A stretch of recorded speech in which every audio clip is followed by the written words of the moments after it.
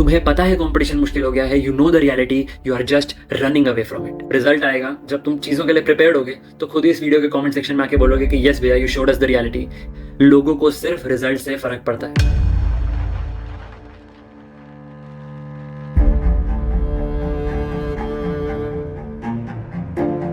आज की वीडियो में मैं कोई मस्ती या मजाक के मूड से नहीं आया हूँ। हमने बहुत सारी वीडियोस बना दी ऑन अ लाइटर नोट, तुम्हें काफ़ी सारी स्ट्रैटेजी समझा दी, बहुत प्यार से तुम्हारी आंखें खोलने की कोशिश करी। बट आज मैं बहुत सीरियस और इंटेंस बात तुमसे करने आया हूँ। तो मुझे नहीं पता ये वीडियो कितनी लंबी होगी, लेकिन जितने भी एस्पिरेंट्स ये वीडियो को अभी देख रहे हैं, कुछ साल बाद देख रहे हैं, थोड़ी देर के लिए सारी चीज़ें छोड़ दो और कान खोल के जो मैं बातें बोल रहा हूँ वो सुन लो और यहाँ पे फिट कर लो। जब रिजल्ट आएगा, जब तुम चीज़ों के लिए प्रिपेयर्ड होगे तो खुद ही इस वीडियो के कॉमेंट सेक्शन में आके बोलोगे कि यस भैया, you showed us the reality, yes you prepared us for the worst. तो without any further do let's start with the video. तो सबसे पहले स्टार्ट करते हैं कि जब जेईई का एग्जाम शुरू हुआ कुछ 1960s में, तब कुछ 700 सीट्स थी टॉप 5 IITs के अंदर और बैठे थे 4000 बच्चे। अभी नंबर सुन के तुम लोग फटाफट सिलेक्शन रेट कैलकुलेट करने चले गए होगे, तो मैं तुम्हारा काम आसान कर देता हूँ। इसका सिलेक्शन रेट बनता है 17.5%। अगर मैं तुम्हारी बात करूँ 2024 की, तो 15 लाख बच्चे बैठे थे। 17,000 IIT की सीट्स अगर मैं मानूँ तो परसेंटेज रेट बनता है 1.13%। तो ये नंबर सुन के तुम लोगों को यही होगा कि भैया हमारे टाइम पे कंपटीशन मुश्किल हो गया है, पहले कंपटीशन बहुत आसान था। तुम लोग कंपेयर करने लग जाओगे कि भैया आपके टाइम पे भी तो 12 लाख बच्चे बैठे थे, 16,000 सीट थी। पे आपसे 5 साल पहले 6 लाख बच्चे बैठे थे, 10,000 सीट थी। जब आपने बताया कि 700 सीट थी तब 4,000 बच्चे बैठे थे। तो तुम तो कंपैरिजन के अंदर चले जाओगे, लेकिन कंपैरिजन करके तुमने क्या उखाड़ लिया? अगर मेरे टाइम पे 12 लाख बच्चे बैठे थे और 16,000 सीटें थी, मेरे से 5 साल पहले 6 लाख बच्चे बैठे थे और 10,000 सीटें थी, तो क्या तुम क्या कर सकते हो इस चीज़ के लिए? तुम्हारे पास बस यही ऑप्शन है कि तुम लगे रहते हो क्रिप करने में कि भैया कंपटीशन मुश्किल हो गया, कंपटीशन मुश्किल हो गया, कंपटीशन मुश्किल हो गया। काम करो ना उसके लिए। तुम्हें पता है कंपटीशन मुश्किल हो गया है, you know the reality, you are just running away from it. तुम्हें भी पता है कि इस साल अगर 15 लाख बच्चा बैठा है, then it is highly probable कि नेक्स्ट टाइम 17 लाख, 18 लाख या 20 लाख बच्चा भी बैठ सकता है। तुम लोग जो ख्वाब लेके चल रहे हो कि 99 परसेंटाइल ले आऊंगा, 99 परसेंटाइल पे मेरी इंस्टीट्यूट है, मेरा एक होल्डिंग छापेगी, तो 99 परसेंटाइल वाले को भी मैं बता दूं कि 20 लाख के हिसाब से 20,000 रैंक ही बनती है। जो सपने हैं ना कि 99 परसेंटाइल आएगी और एक अच्छे से NIT, IIT या फिर अच्छे स्टेट गवर्नमेंट कॉलेज के अंदर CSE ले लूंगा, तो 20,000 रैंक पे CSE तो छोड़ो, CSE के डेरिवेटिव्स भी नहीं मिलते। तो तुम्हारे पास ऑप्शन क्या है? एफर्ट्स डालो, मेहनत करो, हार्ड वर्क करो, और कोई चॉइस नहीं है। ये सोचना कि कंपटीशन तुम्हारे टाइम पे आसान था, हमारे टाइम पे मुश्किल है, तो जिसके टाइम पे जैसा कंपटीशन था उसने वैसी मेहनत करी है। उस टाइम पे भी लोग मेहनत करते थे, आज भी लोग मेहनत करते हैं। तुम्हें से बहुत सारे बच्चे होंगे जिन्हें ये भी नहीं पता होगा कि जब जेईई का एग्जाम MCQ वाला नहीं होता था तो रिटन एग्जाम होता था, पूरा पूरा सोल्यूशन खुद लिखना होता था। तुम्हारे पास तो आजकल बहुत इजी एक्सक्यूज हो गया, तुम्हारे बोर्ड में नंबर नहीं आते, तुम्हारे स्कूल के एग्जाम में नंबर नहीं आते, तो तुम्हारे पास बहुत इजी एक्सक्यूज हो गया कि भैया हम तो MCQ वाले क्वेश्चन अटेम्प्ट करते हैं जेईई के, तो हमारी सब्जेक्टिव राइटिंग अच्छी नहीं है, तो तुम हमें सब्जेक्टिव पे जज मत करो। अबे यार, जो तुम क्वेश्चन सॉल्व करते हो, जो तुम रफ में सॉल्व करते हो, उसी को तो फेयर करना है। तो जो इंसान अपने सॉल्यूशन सब्जेक्टिव आंसर करके जेईई कुछ साल पहले देके आए, इररिस्पेक्टिव कि उसका सिलेक्शन रेट कितना था, तुम्हारे लिए तो वही चीज डिफिकल्ट हो रखी है। तुमसे तो एक नीटली सॉल्यूशन नहीं लिखा जा रहा, तो तुम कैसे कंपेयर कर रहे हो उस इंसान से जिसको तुम कह रहे हो कि 17% सिलेक्शन रेट था? तुम्हारा आज 1% है, लेकिन तुम्हारे लिए MCQ है। तो जिसके लिए जैसी कंडीशन थी उसने उस हिसाब से रिएक्ट किया।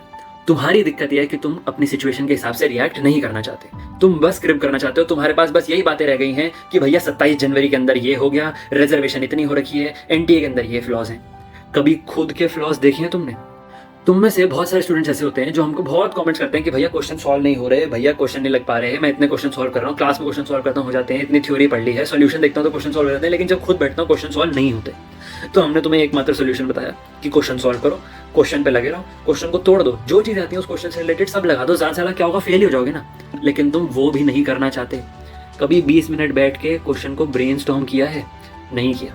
20 मिनट में बैठ के तुम 30-30 सेकेंड की 40 रीलें देख सकते हो, लेकिन 20 मिनट बैठ के क्वेश्चन के ऊपर टाइम वेस्ट नहीं कर सकते। ये जो रील्स का, शॉर्ट्स का तुम्हें गंदा एडिक्शन लग चुका है ना, इसने तुम्हारी पीस ऑफ माइंड को खत्म कर दिया। तुम्हें हर 30 सेकेंड, हर 1 मिनट के अंदर थ्रिल चाहिए। तुम पीसफुली बैठ के 20 मिनट एक चीज के ऊपर सोच नहीं सकते। इस चीज के बारे में सोचो that how these reels, YouTube shorts are destroying your brain. तुम बैठ के क्वेश्चन सॉल्व नहीं कर पा रहे उस वजह से। आई एम नॉट सेइंग कि ये चीजें खराब हैं, इनमें काफी रिसोर्सफुल चीजें भी होती हैं, हम लोग भी चीजें बनाते हैं, लेकिन एक लिमिट में चीजें होनी चाहिए। हर समय ये चीजें करते रहोगे तो उसका कोई फायदा नहीं है। दूसरी बात मैं तुमसे करना चाहता हूँ वो ये है कि तुम्हें लगता है कि तुम क्रिप कर लोगे तो लोग तुम्हारी बातें सुनेंगे। लोगों को सिर्फ रिजल्ट से फर्क पड़ता है। हमने कुछ दिन पहले एक वीडियो निकाली थी ऑन विराट कोहली माइंडसेट, ठीक है, जिसके अंदर हमने विराट कोहली से रिलेटेड बहुत सारी बातें करी। तो विराट कोहली की एक और मैं एनालॉजी देना चाहूंगा जो उसके उस वीडियो में भी थी, इस वीडियो में भी मैं यही कहना चाहूंगा। मैं जब से क्रिकेट फॉलो कर रहा हूँ, जब से मैं विराट कोहली को फॉलो कर रहा हूँ, that player has always been on top of his game. वो प्लेयर की परफॉर्मेंस कभी भी डगमगाई नहीं है। But there was a period of those 3 years, वो 1000 days, जब उनसे एक भी सेंचुरी नहीं लगी। He was brutally trolled, his family was trolled. वो बंदा कुछ नहीं कर सकता था, लोग उसको बहुत ज्यादा ट्रोल कर रहे थे। तुम्हारी भी सिमिलर सिचुएशन है, तुम्हारे नंबर नहीं आ रहे, लोग तुमसे पूछते रहते हैं कि बेटा मौत में नंबर नहीं आ रहा, आईटी कैसे होगा? और आईटी नहीं हुआ या फिर कोई अच्छे कॉलेज में नहीं गए तो लोग फिर भी ताना मारेंगे कि तुमने 2 साल खराब कर दिए, 4 साल खराब कर दिए। जो बहुत सालों से पढ़ रहे हैं 4 साल खराब कर दिए, तो लोग तो बोलेंगे।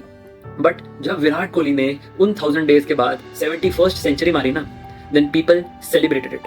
But point to be noted is that people celebrated it as equal to the 70th century.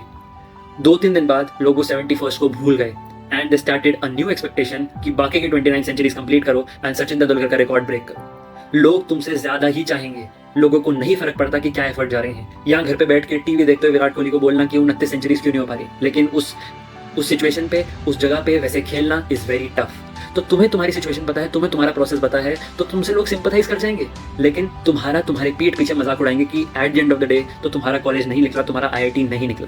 तो लोगों के सामने क्रिप करने से कोई फायदा नहीं है। तुम्हें लग रहा होगा कि तुम क्रिप कर रहे हो, लोग तुम्हारी सुन रहे हैं, तुम्हारे को एक मेंटल पीस मिल रहा है, लेकिन उसका कोई फायदा नहीं है। तुम्हारी मेंटल पीस एक्चुअली खराब हो रही है उससे। तो क्रिप करना छोड़ो, काम करना शुरू करो। तीसरी चीज जो मैं बात करना चाहूंगा, ये थोड़ा सा मेरे को लगता है कि आजकल बच्चे बहुत ज़्यादा इन चीज़ों के बारे में सोचते हैं, बहुत ज़्यादा ओवर थिंकिंग करते हैं। मान के चलो 15 लाख बच्चे बैठे, मानना क्या है, इस बार तो ऑफकोर्स 15 लाख बच्चे बैठे थे, आगे के ईयर्स की मैं बात नहीं करूंगा। 15 लाख बच्चे बैठे, मैं कहता हूँ 17,000 आईटीज की सीट्स हैं, बाकी स्टेट गवर्नमेंट कॉलेजेस हैं, एनआईटीज, ट्रिपल आईटीज हैं। लेट से हम एक नंबर मान लेते हैं कि 1 लाख बच्चे हैं जो एक अच्छे कॉलेज के अंदर डिसेंट सीट ले चुके, या फिर एक टियर 2 कॉलेज के अंदर एक अच्छी सीट ले चुके, एक अच्छी ब्रांच ले चुके। 15 लाख में से 1 लाख बच्चा गया, 14 लाख बच्चे बचे। 14 लाख में से मैं 1 लाख को अभी साइड में रख देता हूँ। जो बाकी 13 लाख है ना, मुझे नहीं फर्क पड़ता कि तुम इस बात से ऑफेंड हो रहे हो या नहीं हो रहे हो, but you were not serious about your preparation. तुमने पढ़ाई नहीं करी, दैट इज वाई तुम उस 13 लाख के अंदर हो। जो बाकी 1 लाख है, हम उनकी बात कर लेते हैं। हो सकता है तुम में से बहुत सारे बच्चे हों जिनकी किस्मत खराब हो, एग्जाम वाले दिन चीजें खराब हो गई हो, एग्जाम से पहले कुछ चीजें खराब हो गई हो, कुछ फैमिली प्रॉब्लम हो, कुछ हेल्थ प्रॉब्लम हो, वॉट एवर, ठीक है, वो किस्मत खराब है, आई सिंपथाइज विद यू। लेकिन बाकी जो बच्चों ने मेहनत करी, मैं तुम्हें बस ये कहना चाहता हूँ कि आई एम हैप्पी कि तुमने मेहनत करी। मैं तुमसे यही कहना चाहता हूँ इस वीडियो के through that this is not the end. मैं ये कह रहा हूँ कि तुम सीरियसली पढ़ाई करो, एग्जाम क्रैक करो, बट एग्जाम नहीं क्रैक हुआ तो लाइफ खत्म नहीं हो जाएगी। लाइफ में बहुत कुछ है। जो 13 लाख के अंदर भी बच्चे आ रहे हैं ना, ऐसे सालों से बच्चे आ रहे हैं वो 13 लाख के अंदर, एंड उन बच्चों ने आगे जाके अचीव, इवन ओवर अचीव किया है। तो कहीं पे भी लाइफ नहीं खत्म हो रही। लेकिन मेरा तुमको ये समझाने का ये मोटिव है दैट एफर्ट तो डालो। अगर 11th में ये सपने देखे, अगर 11th में रेंडेवू का, अगर 11th में मूड इंडिगो का व्लॉग देखे, ये सोचा कि मैं भी किस दिन आईआईटी बॉम्बे जाऊंगा, मैं भी किस दिन आईआईटी दिल्ली जाऊंगा, वहाँ पे एंजॉयमेंट करूंगा, और ये सोच के 11th के अंदर नॉन मेडिकल पीसीएम तुमने ले लिए, तो कम से कम एफर्ट्स तो डालो। जो बंदा एफर्ट्स डाल के फेल हो रहा है ना, I consider that person better than जो एफर्ट्स डाल ही नहीं रहा। क्योंकि जो एफर्ट नहीं डालता ना, वो बहुत खुशी से बोलता है मैंने तो पढ़ाई नहीं करी, मैंने तो एफर्ट नहीं डाले, मेरा तो रिजल्ट आना नहीं था, मुझे पता था। तो उससे बड़ा लूजर तो कोई है ही नहीं। चूज करने के बाद अगर एफर्ट्स नहीं डाल रहे हो तो तुमसे बड़ा लूजर कोई नहीं है। एफर्ट्स डालोगे, फेल हो जाओगे। हार्डवर्क कभी भी खराब नहीं जाता। हार्डवर्क से कम हार्डवर्क करना सीखोगे। फेलियर से फेलियर को झेलना सीखोगे। जिस दिन फर्स्ट टाइम फेलियर मिलेगा ना, उस दिन पता चलेगा फेलियर की क्या फीलिंग होती है। जिस दिन सेकंड टाइम फेलियर मिलेगा, उस दिन ऑलरेडी जान चुके होंगे फेलियर को कैसे हैंडल करना है। तो फेलियर टीचेस यू अलॉट। अगर फेलियर मिल रहा है तो उससे घबराओ मत, ठीक है। ये थी कुछ बातें। एक चीज जो लास्ट में बोलना चाहता हूँ, जो मेरे को लगता है कि थोड़े बच्चे इस चीज को लेके भी कंसर्न है, एंड जो अभी नीट वाली चीजें हुई उस चीज को लेके भी है, एक लक फैक्टर होता है, ठीक है। लक फैक्टर की मैं थोड़ी सी और इंटेंस बात करना चाहूंगा, 1-2 मिनट और लूंगा तुम्हारे।